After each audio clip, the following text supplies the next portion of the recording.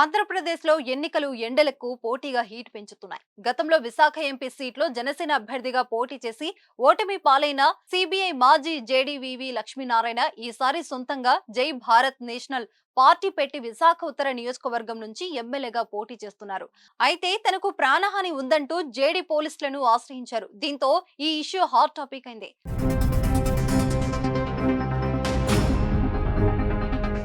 విశాఖ ఉత్తర seat నుంచి జై Bharat national party తరపున ఎమ్మెల్యేగా పోటీ చేస్తున్న వివి లక్ష్మీనారాయణ తనకు ప్రాణహాని ఉందంటూ విశాఖ సిపి రవిశంకర్ అయ్యన్నార్కు ఇవాళ ఫిర్యాదు చేశారు. ఇందుకు సంబంధించిన ఆధారాలను కూడా ఆయన పోలీసులకు అందజేశారు.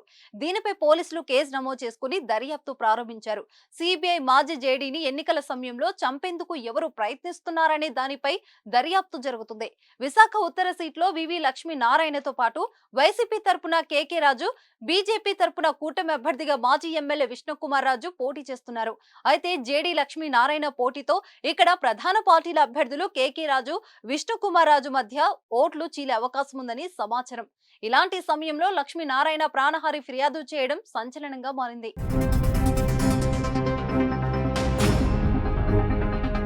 JD Lakshminarayana CBI joint director గా పనిచేసినప్పుడు పలు హై ప్రొఫైల్ కేసులను డీల్ చేశారు.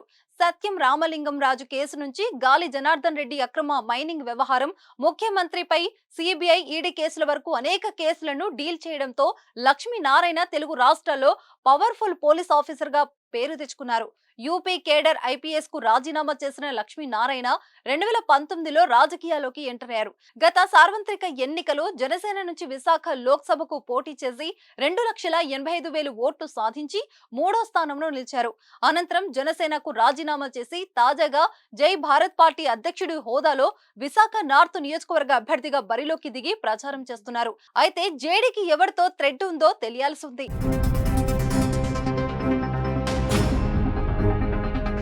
సుమన్ టీవీలో మీ పర్సనల్ అండ్ బిజినెస్ ప్రమోషన్స్ కోసం కింది నెంబర్కి కాంటాక్ట్ చేయండి.